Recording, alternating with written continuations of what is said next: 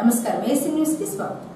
అద్దెంకిలో టంగుటూరి ప్రకాశం పంతులు విగ్రహం ఏర్పాటు చేసి ప్రతి సంవత్సరం ప్రకాశం మిత్రమండలి ఆధ్వర్యంలో జయంతి వర్ధంతి కార్యక్రమాలను నిర్వహించడం గొప్ప విషయమని టంగుటూరి ప్రకాశం పంతులు మునిమనవరాలు సుభాషిణి అన్నారు. అద్దెంకి పట్టణంలోని బంగ్లా రోడ్ లో ఉన్న ప్రకాశం పంతులు విగ్రహం వద్ద మంగళవారం ప్రకాశం మిత్రమండలి ఆధ్వర్యంలో ప్రకాశం పంతులు 68వ వర్ధంతి కార్యక్రమాన్ని నిర్వహించారు. ఈ సందర్భంగా ప్రకాశం విగ్రహానికి వారి మునిమనవరాలు సుభాషిణి పలువురు కలిసి పూలమాలలు వేసి నివాళులర్పించారు.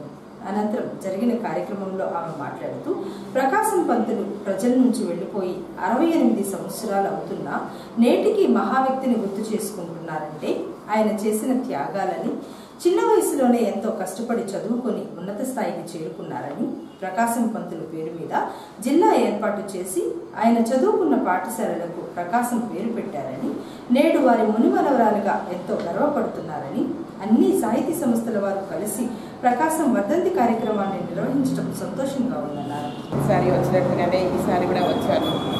ప్రకాశం గారి స్ఫూర్తి మనకి ఎప్పుడూ ఉండేది.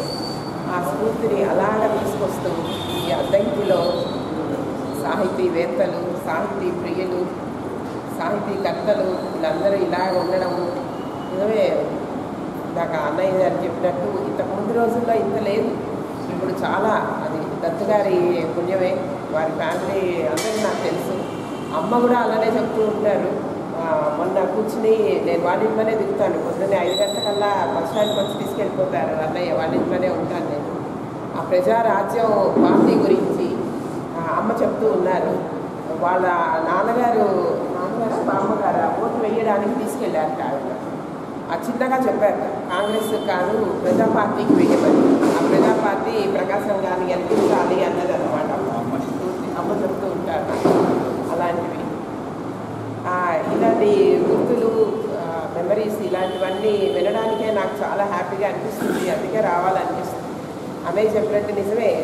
ఆంధ్ర తెలంగాణ సపరేషన్ అప్పుడు అమ్మ హైదరాబాద్లోనే ఉన్నారు. ఆవిడ దాదాపు 3 రోజులు అన్నం తినలేదు.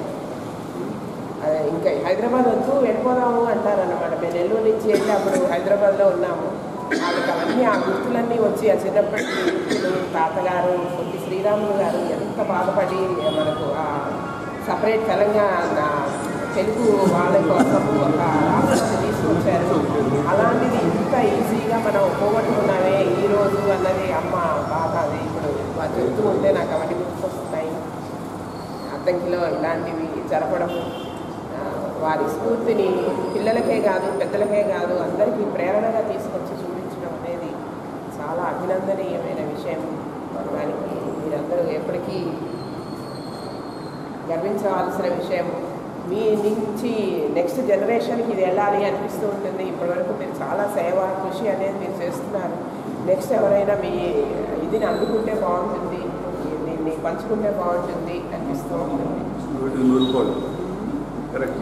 అది ఉంటే మీరు ఆ స్ఫూర్తి కూడా మీరు ఇచ్చి కొంచెం తయారు చేస్తే అందరూ కూడా అటెండ్ కావటం కానీ మంచి సాంప్రదాయాన్ని దత్తుగారి కుటుంబం నాకు తెలిసి ఇక్కడికి వచ్చినాకనే ఇది కాస్త వృద్ధిలోకి వచ్చి అందరం కూడా ఇట్లా చేసుకుంటున్నాం అనేది 100కి 100 పాళ్ళు మనం చెప్పుకోవాలి. ఎందుకంటే ఆయన ఏది పట్టుకుంటే అది పట్టుదల వదలని విక్రమార్కుడిలాగా సాధిస్తాడు. ఇక మనలో మన సంస్థల్లో అందరం కలిసిమెలిసి అన్ని సంస్థల్లో సభ్యులమై ఉంటాం. అందరం కలిసిమెలిసి దానిలో భాగంగా రకరకాల వ్యక్తులు మన వాళ్ళు హై లెవెల్లో మామూలు పదవులు మంచి స్వార్థం లేని పదవులు మామూలు చేస్తూ వస్తున్న ఇప్పుడు ప్రస్తుతం మన మురళీ సుధాకరు ఆయన మామూలు టెంపుల్కి శంకరకొండ టెంపుల్ నిన్న ఎంత ఘనంగా జరిగిందో, ఎంత గొప్పగా జరిగిందో ఆయన చైర్మన్ అయినాక అసలు నా భూతో నా భవిష్యత్తు అద్దంకి అది మామూలు విషయం కాదు. ఆ వీడియోలు చూడండి సార్, మామూలు వాట్సాప్లో పెట్టండి. మొత్తం మన సంస్థల వాళ్ళు అది చూడాలా, అంత మొత్తం కూడా వీడియో అంత బాగా వచ్చింది. అది అలాంటి టైంలో ఆయన మామూలు గుడికి టెంపుల్కి చైర్మన్గా ఎన్నికయ్యాడు. మనందరూ సంతోషించదగ్గ విషయం. వాగడ మామూలు మార్కెట్ యార్డ్కి చైర్మన్గా చేసినప్పుడు మామూలు ఈ అన్న మామూలు దీన్ని రామకృష్ణ నాగినేని రామకృష్ణ చేసి ఎక్కడికి పేరు చేస్తే ఇట్లా సందిరెడ్డి కూడా మనలో ఒకటిగా అప్పుడు మంచి టైంలో మంచి పేరు తెచ్చారు. అట్లాంటి వ్యక్తులు మన సంస్థల్లో ఉన్నందుకు మనం గర్వపడాలి. రేపొద్దున ఇవాళ మంచి సాంప్రదాయం మన అద్దంకి అబ్బింది. బ్రిటిష్ వాడికి గడగడలాడించినటువంటి గుండె ధైర్యం కలిగిన వాడు.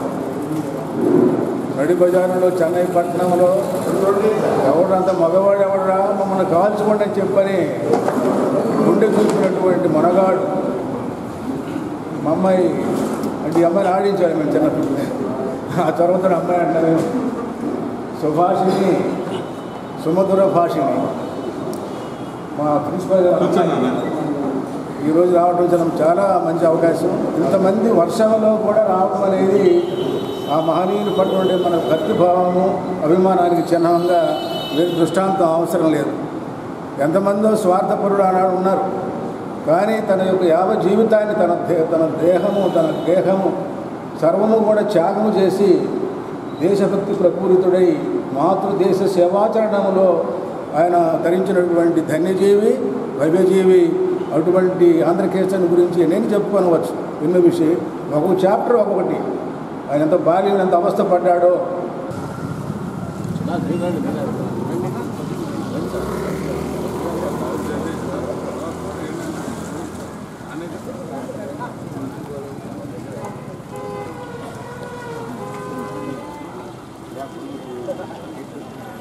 అన్న చేశారు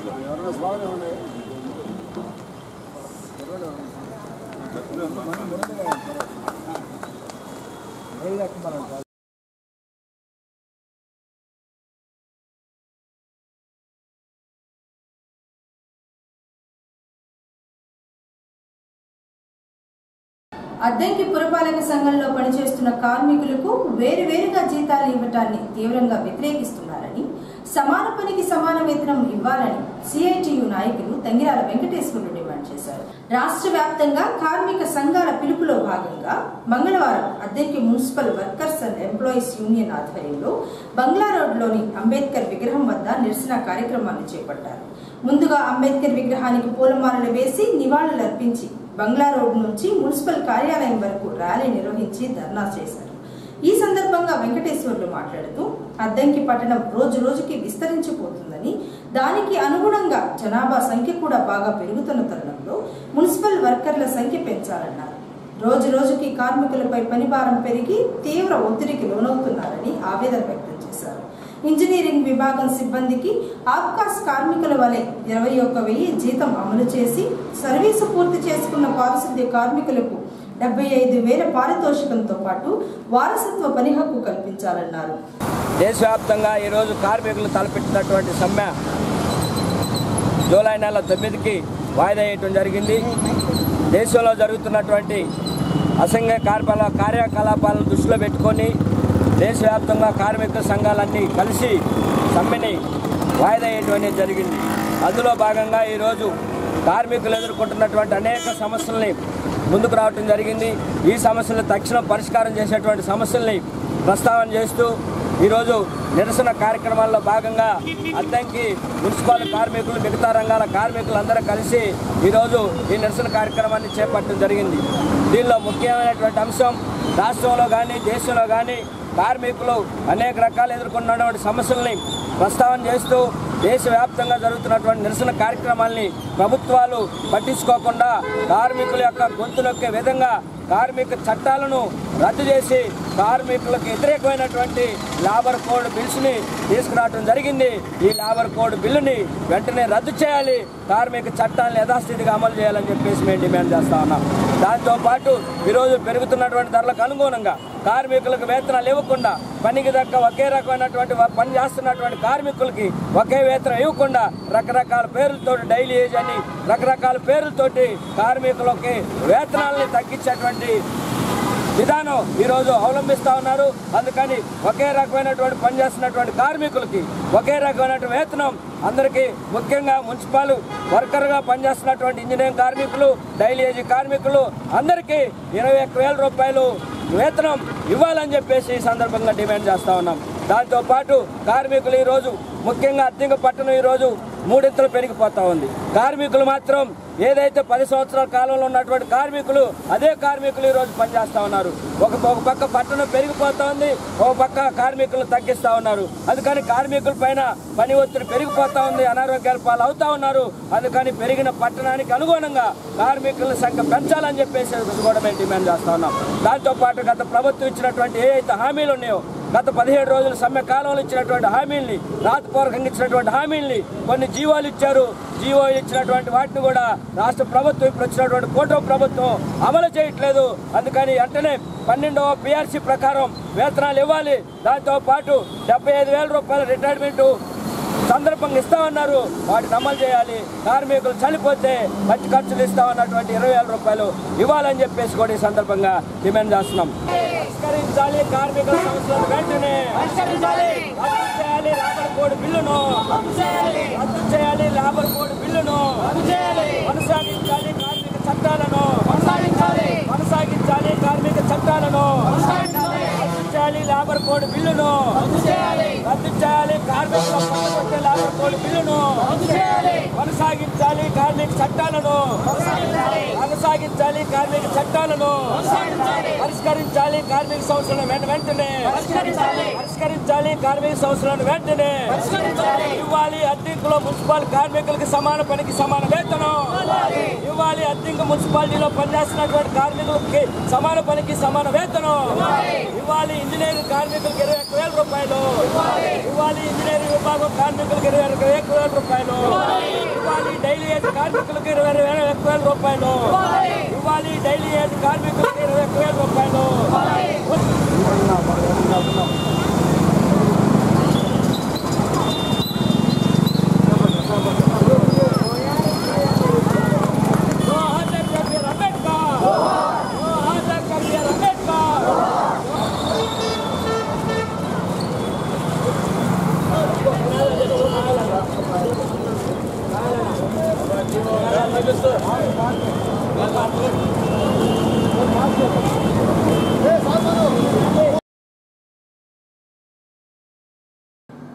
అద్దంకి పట్టణ ప్రజల కోరిక మేరకు విద్యుత్ శాఖ మంత్రి గొట్టిపాటి రవికుమార్ చొరవతో అద్దంకి గ్రంథాలయ భవన నిర్మాణానికి NSP కార్యాలయం ఆవరణలో 10 సెంట్ల భూమి కేటాయించడం సంతోషంగా ఉందని జిల్లా గ్రంథాలయ సంస్థ సెక్రటరీ కాసు ఆదిలక్ష్మి అన్నారు. మంగళవారం గ్రంథాలయం కోసం NSP కార్యాలయం ఆవరణంలో కేటాయించిన 10 సెంట్ల భూమిని కొలతలు వేసి అప్పగించారు. గ్రంథాలయ శాఖ అధికారులు హద్దురాళ్లు ఏర్పాటు చేశారు. ఈ సందర్భంగా గ్రంథాలయ సంస్థ సెక్రటరీ ఆదిలక్ష్మి మాట్లాడుతూ స్థలం విషయంలో చొరవ చూపిన విద్యుత్ శాఖ మంత్రి గొట్టిపాటి రవికుమార్ భవన నిర్మాణ విషయంలో కూడా వారి సహకారంతో వారి ఆదేశాల మేరకు ముందుకు వెళ్తారన్నారు. అద్దంకిలో గ్రంథాలయం ఏర్పాటు చేసి 50 సంవత్సరాలు అవుతున్నా నేటికి సొంత భవనం అనేది లేదని, ఎందరో పోరాట ఫలితంగా నేడు గ్రంథాలయ భవన నిర్మాణానికి స్థలం కేటాయించారని, త్వరలో భవన నిర్మాణానికి భూమి పూజ చేయించి అందరి సహాయ సహకారాలతో భవన నిర్మాణం పూర్తి చేయిస్తారని, పట్టణ ప్రజలు కూడా పూర్తి స్థాయిలో సహకరించాలని ఆదిలక్ష్మి తెలియజేశారు. నా పేరు కాసు ఆదిలక్ష్మి, కార్యదర్శి, ప్రకాశం జిల్లా గ్రంథాలయ సంస్థ. ఇక్కడ అద్దంకి పట్టణంలో 20 ఏళ్ళ పోరాటంలో భాగంగా ఇక్కడ స్థలం కోసం, గ్రంథాలయ స్థలం కోసం చాలా 20 ఏళ్ళు మా గ్రంథాలయ సిబ్బంది చాలా పోరాటం చేశారు. అయితే ఇప్పుడు మన మినిస్టర్ గారు గొట్టిపాటి రవికుమార్ గారు ఆధ్వర్యంలో, తర్వాత కలెక్టర్ గారు ఆధ్వర్యంలోనూ, అలాగే మన తహసీల్దార్ గారు, త్రిమూర్తులు గారు, ఈ పట్టణ పుర పెద్దలు ఎంతగానో వాళ్ళు స్పందించి మా గ్రంథాలయానికి 20 ఏళ్ళుగా అడిగినప్పటికీ కూడా రాలేదు. అయితే ఇప్పుడు ఈ సందర్భంలో ఈరోజు మాకు 10 సెంట్లు NSP దగ్గర 10 సెంట్లు స్థలం ఇచ్చారు. చాలా వాళ్ళందరికీ మినిస్టర్ మొదలుకొని పెద్దల వరకు నా హృదయపూర్వక నమస్కారం చెప్తున్నాను. ఈ స్థలం ఇచ్చినందుకు చాలా అందరికీ ధన్యవాదాలు. అయితే ఇక్కడ ఈ అద్దం గ్రంథాలయంలో రోజుకు 100 మందిగా పాఠకులు వస్తారు. తర్వాత బుక్ స్టాక్ ఉంది, ఇష్యూస్, మెంబర్షిప్లు అన్నీ ఉన్నాయి. ఇది మంచి సెంటర్ పాయింట్. మాకు ఈ స్థలము దక్కడం చాలా అదృష్టంగా భావిస్తున్నాము. వీలైతే మా గ్రంథాలయంలో నిధులు అయితే లేవు ప్రస్తుతానికి. గ్రంథాలయ సెస్ మీద ఆధారపడిన జీతాలు తీసుకుంటున్నాము. ఏమైనా ఇక్కడ దాతలు ముందుకు వస్తే మేము ఈ గ్రంథాలయ బిల్డింగ్ కట్టడానికి కూడా మేము సహకరిస్తామని ఆశిస్తున్నాం. అద్దంకి పట్టణంలో ఎప్పటి నుంచో 5-6 దశాబ్దాలకు పైగా గ్రంథాలయం అద్దె భవనంలో కొనసాగుతుంది. నేటికి కూడా అది చాలీచాలక ఒక చీకటి గదిలాగా ఉంది. అయినా కూడా చదువు కోసం విద్యార్థులు సిటిజన్స్ కూడా వెళ్ళి చదువుకుంటున్నారు. ఈరోజు కూడా అది చాలదు. మంచి భవనానికి తగిన చోటుని ఇవ్వమని అద్దంకి పట్టణ ప్రజా సంఘాలు, సాహితీ సాంస్కృతిక సంస్థలు అందరూ కూడా చాలా కాలం నుంచి పోరాడుతున్నాము. అది ఈ మధ్య గ్రంథాలయ పోరాటానికి ప్రజలందరూ అడుగుదానికి మన మినిస్టర్ గారి కృషి తోడయ్యి కేవలం మినిస్టర్ గారు పట్టించుకోవడం ద్వారానే ఎమ్మటే ఇది ఈరోజు గ్రంథాలయం ఎన్ఎస్పి ప్లేస్లో 10 సెంట్లు శాంక్షన్ చేయించారు మినిస్టర్ గారు. ఈ శాంక్షన్ చేయించిన తర్వాత ఇప్పుడు దీని నిర్మాణానికి తగిన ఫండ్స్ గ్రంథాలయంలో ఉన్నాయా లేకపోతే ఏదైనా ఎంపీ గారి నుంచి ఫండ్స్ తీసుకురావాలనేది ఆలోచించి దాంట్లో కూడా ఎమ్మెల్యేల గారు కృషి చేసి ఎంపీ గారు నుంచి అయినా లేకపోతే మినిస్టర్ గారు మన గవర్నమెంట్ మరో డిపార్ట్మెంట్ ద్వారా అయినా ఇక్కడ త్వరితగతిన గ్రంథాలయ భవనం నిర్మిస్తే అద్దంకి పట్టణ ప్రజలతో పాటు పరిసర గ్రామాల విద్యార్థులు కూడా ఈ కాంపిటీషన్ ఎగ్జామ్స్ కానీ ఎంతో చక్కగా చదువుకుంటారు. ఇది ఇక్కడ డిజిటల్ లైబ్రరీని కూడా దీంట్లో మనం పెట్టుకున్న విధంగా మినిస్టర్ గారు గొట్టిపాటి రవికుమార్ గారు బిల్డింగ్ అయ్యే వరకు కూడా ఇలాగే దాని మీద కాన్సన్ట్రేట్ చేయాలని అద్దంకి పట్టణ ప్రజా సంఘాలు మరియు పార్టీలకు అతీతంగా చేస్తున్న సర్వీస్ మెన్స్ అందరికి కూడా మనం అభినందనలు తెలియజేసుకోవాలా. ఈరోజు ఇక్కడికి విచ్చేసిన జిల్లా గ్రంథాలయ సంస్థ సెక్రటరీ మేడం గారు, అట్లాగే ఇక్కడ రికార్డ్ అసిస్టెంట్గా ఉన్న మేడం గారు, ముఖ్యంగా అందరితో పాటు చేయూతగా తల్ల నాలుగులా ఉండి ఈ పరిష్కారానికి ముందున్న సుగుణరావు గారికి కూడా అందరికీ ప్రత్యేక అభినందనలు తెలియజేస్తూ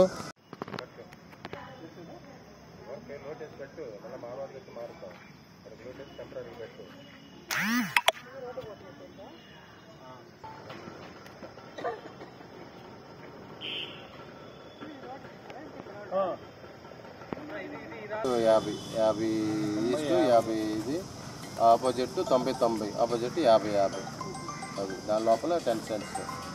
అదే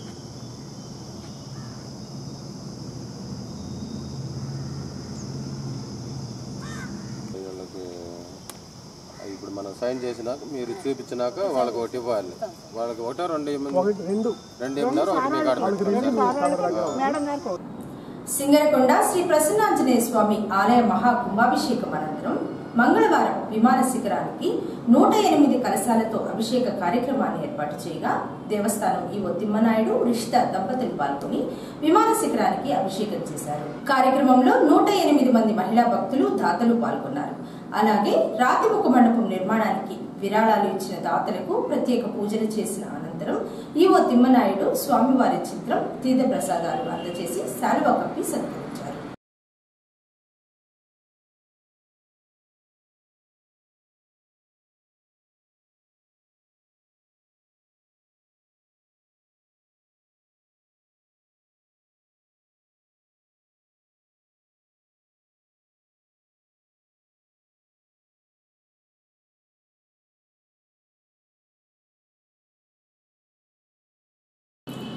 ఎన్నికల సమయంలో ఉద్యోగ ఉపాధ్యాయులకు ప్రస్తుత రాష్ట్ర ప్రభుత్వం ఇచ్చిన హామీలు నేటికి అమలు చేయకపోవడంతో పాటు 9 రకాల పాఠశాలలు ఏర్పాటు చేసి ఉపాధ్యాయులను ఇబ్బంది పెట్టే ప్రక్రియ అమలు చేస్తున్నారని ఫ్యాక్టో నాయకులు మాలాది నాగరాజు అన్నారు. అద్దంకి పట్టణంలోని ఏపీటీఎఫ్ కార్యాలయంలో మంగళవారం అద్దంకి నియోజకవర్గ స్థాయి ఉపాధ్యాయ సంఘాలతో సమావేశాన్ని నిర్వహించారు.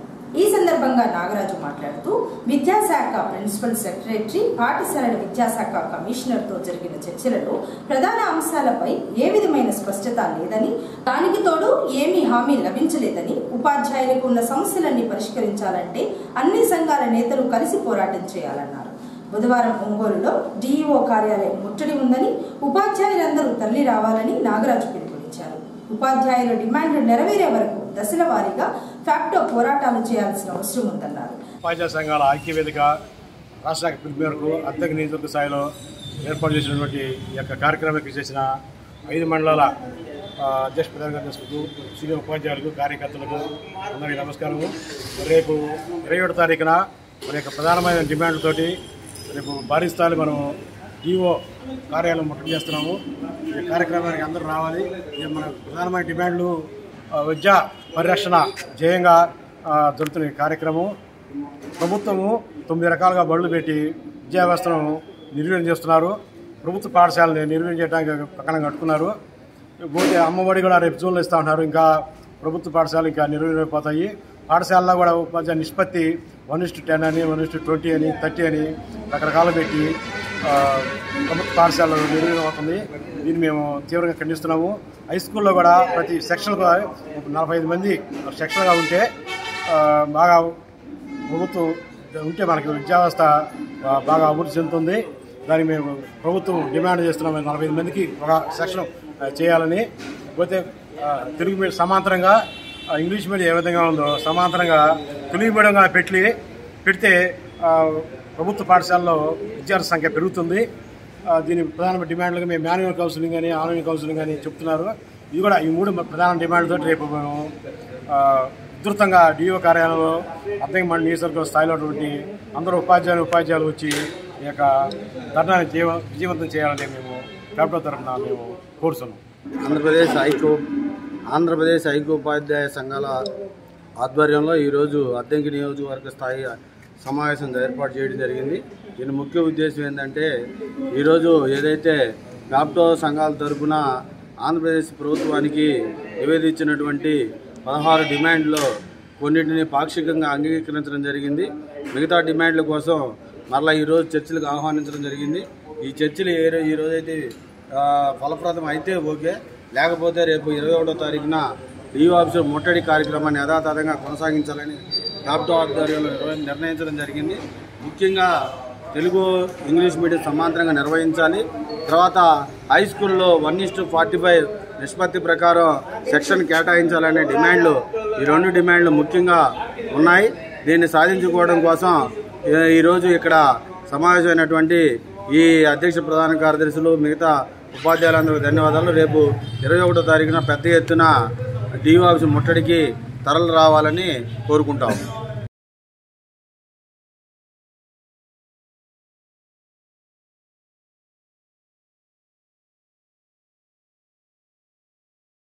కారు బోల్తా పడి ఒకరు మృతి చెందగా మరొకరికి గాయాలైన సంఘటన మంగళవారం చోటు చేసుకుంది.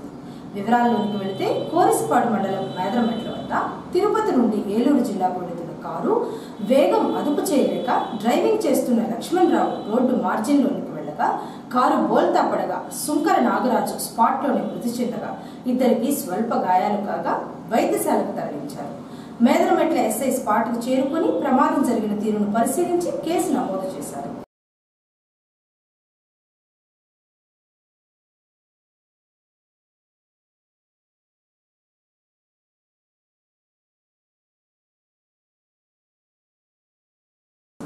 ఏసీ న్యూస్ ఇంతటితో సమాప్తం. నమస్కారం.